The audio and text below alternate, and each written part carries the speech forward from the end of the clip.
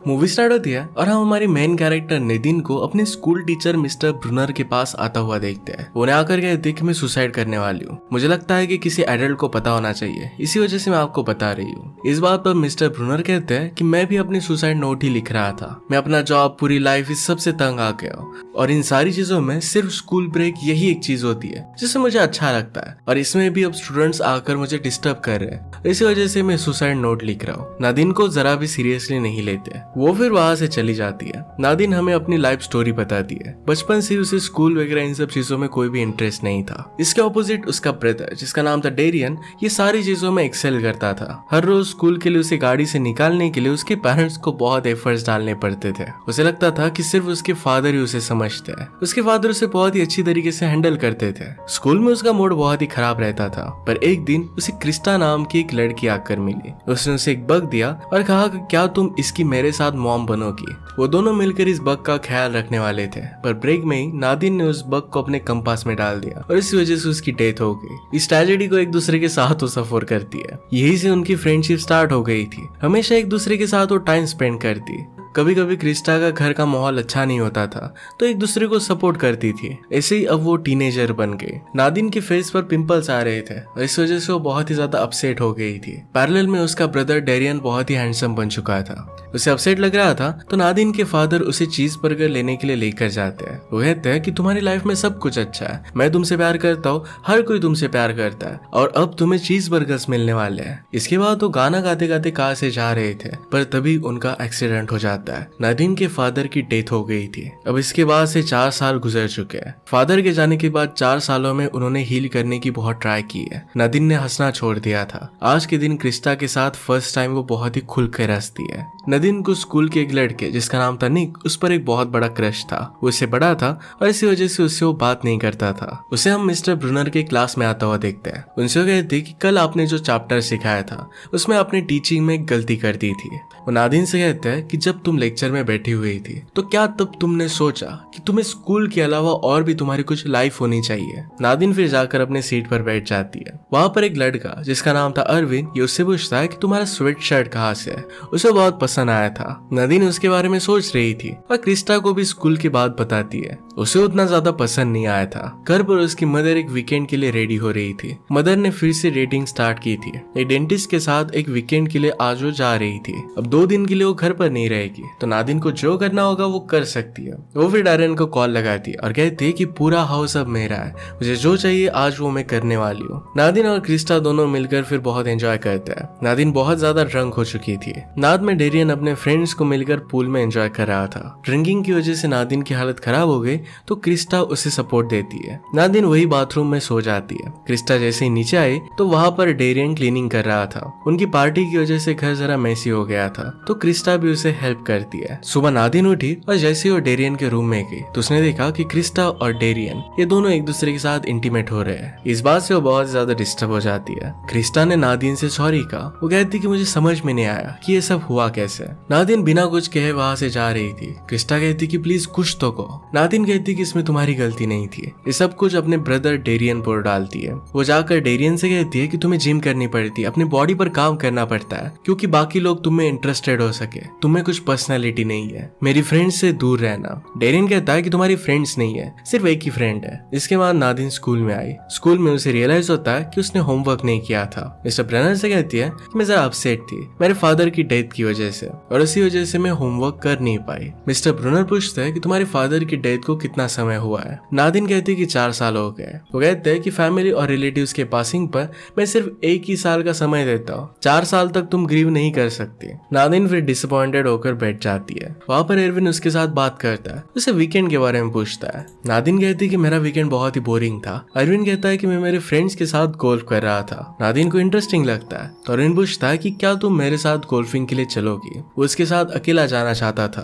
पर नादिन कहती है कि हमें ग्रुप में जाना चाहिए। इसके बाद स्कूल में डेरियन और क्रिस्टा दोनों फिर से मिलते हैं। डेरियन ने से कहा कि कल रात तुम्हारे साथ स्पेंड कर मुझे बहुत अच्छा लगा। क्रिस्टा भी यही बात कहती है। वो दोनों फिर से मिलने का प्लान बनाते हैं। स्कूल के बाद नादिन और क्रिस्टा मिलते हैं और क्रिस्टा नादिन को सारी सिचुएशन एक्सप्लेन करने का ट्राई करती है।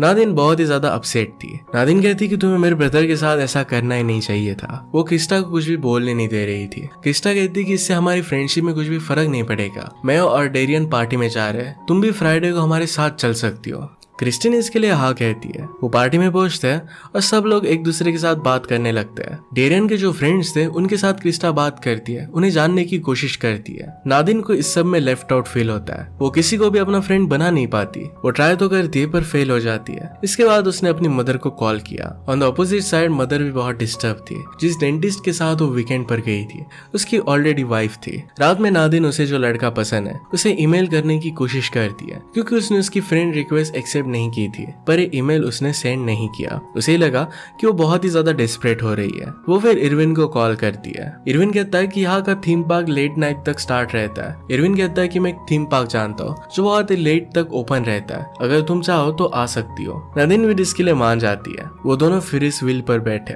एक दूसरे की ड्रीम्स एंड होप्स के बारे में बात करने लगते हैं। इरविन मौका देखकर नादिन को किस करने की कोशिश करता है, पर नादिन ने उसे दूर कर दिया।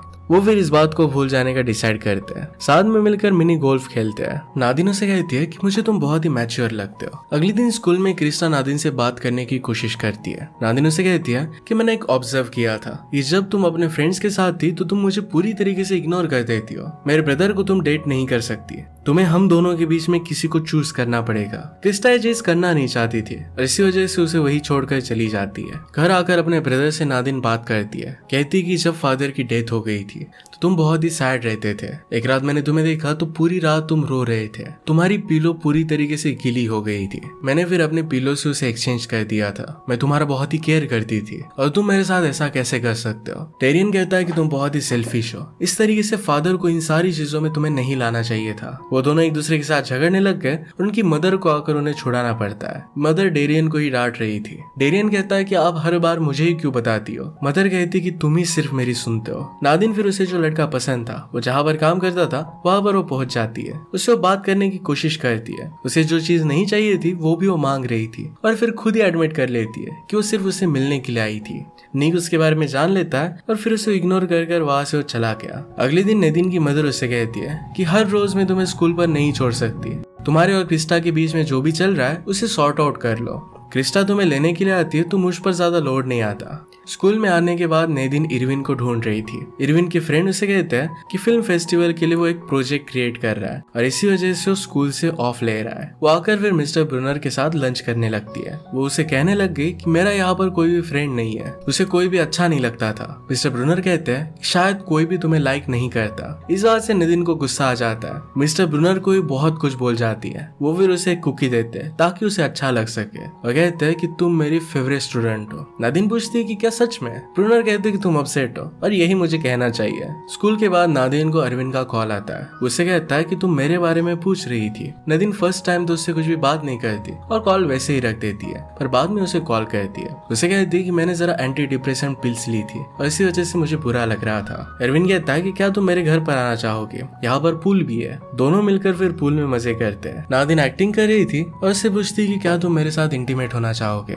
और इसके बाद वो हंसने लग गए। एरविन को सीरियस लगा था और इसी वजह से वो जरा अपसेट हो जाता है। उसे कहता है कि तुम्हें इस तरीके की बातें अपने फ्रेंड से नहीं करनी चाहिए। नादिन फिर उसे सॉरी कहती है। इसके बाद वो एक दूसरे के साथ हैंग आउट करते हैं। अरविंद एक्चुअल में बहुत ही अच्छी ड्राइंग करता था। अपने ड्राइंग के प्रोजेक्ट से वो फिल्म बनाने वाला था। उसके पेरेंट्स 3 मंथ्स के लिए घर पर नहीं थे, पर फिर भी वो कुछ पार्टी वगैरह नहीं करता। अपने गोल्स पर वो फोकस्ड है। वो दोनों एक दूसरे के साथ बहुत अच्छा टाइम स्पेंड करते हैं। अगले दिन नादिन को स्कूल पर छोड़ने के लिए उसकी मदर आई। गाड़ी से निकलने के बाद नादिन क्रिस्टा को देखती है। उसे स्कूल में नहीं जाना था। मदर के पास उसे कार से निकालने के लिए टाइम नहीं था, तो अपसेट होकर कहती है कि तुम मेरे साथ काम पर आ रही हो। वहीं पर बैठे बैठे नादिन बोर हो जाती है। अपनी मदर को तंग करने लग गई। मदर नादिन से कहती है कि जिस तरीके से तुम बड़ी हो रही हो, इस बात से तुम्हारे फादर बहुत ज्यादा डिसअपॉइंटेड होते हैं। नादिन इस बात से गुस्सा होकर अपने मॉम की कार लेकर वहां से भाग जाती है। वो डायरेक्टली निक को मैसेज कर देती है कि तुम मुझे बहुत अच्छे लगते हो। उसके साथ इंटीमेट होने के बारे में उसने वहां पर लिखा हुआ था। इस मैसेज को सेंड नहीं करने वाली थी, पर गलती से सेंड हो जाता है। तुरंत बाद इस डिसीजन को रिग्रेट करने लग जाती है। वो डायरेक्टली मिस्टर ब्रूनर के पास आती है तो उनसे कहती है कि क्या आप कुछ नहीं कर सकते,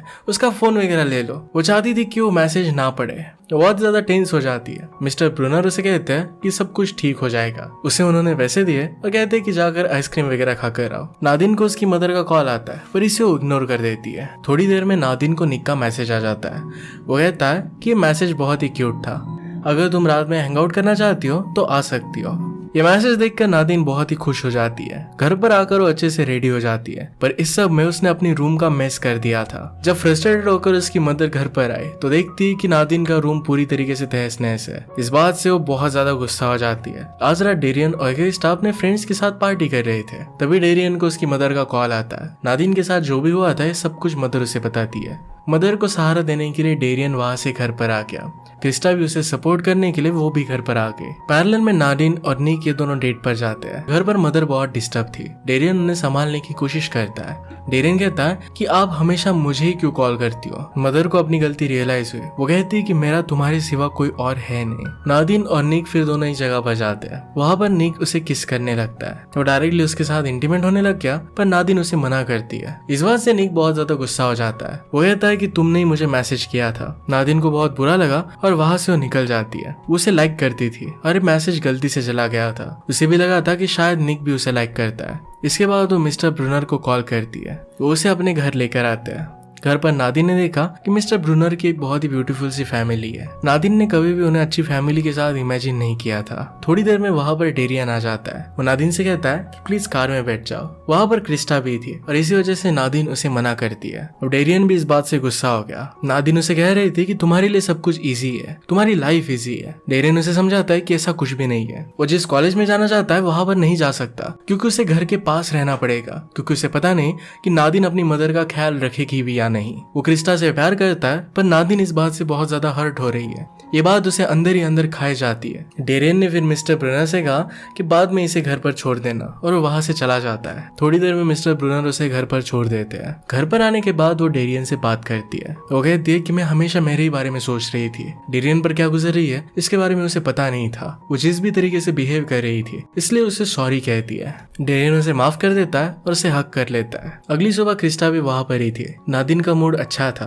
और उसे वो गुड मॉर्निंग कहती है। नादिन कभी भी इतनी जल्दी उठती नहीं थी। आज अरविंद की मूवी बाकी लोगों के सामने डिस्प्ले होने वाली थी और इसी वजह से उसने नादिन को भी बुलाया था। नादिन उसके लिए जल्दी उठकर वहां पर पहुंच जाती है। मदर उठी तो नादिन के लिए वरीड थी कि वो कहाँ पर है। नादिन उसे मैसेज कर देती है कि वो सेफ है। अब इसके बाद अरविंद की मूवी डिस्प्ले की जाती है। इसमें एक लड़का एक लड़की को बहुत प्यार करता है, पर वो लड़की हमेशा उसे इग्नोर करती है। उसके बाद उस लड़की को मॉन्स्टर से बचाता है। बचाने के बाद वो लड़की फिर से उसके पास आई, पर फिर वो उसे एक्सेप्ट नहीं करता। वो उससे मूव ऑन हो चुका था। नादिन समझ गई थी कि इरविन को जिस तरीके से वो इग्नोर कर रही थी ये ठीक नहीं।